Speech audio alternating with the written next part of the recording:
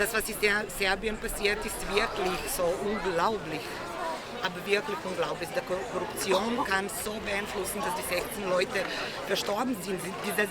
Das ist nur diese Aktion jetzt. Das passiert seit Jahrzehnten in Serbien. And Vienna is one of the biggest diaspora communities that Serbia has.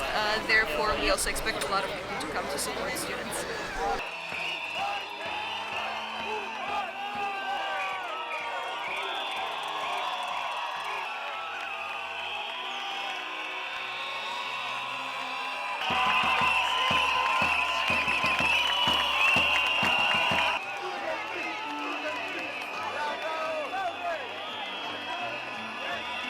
Hadi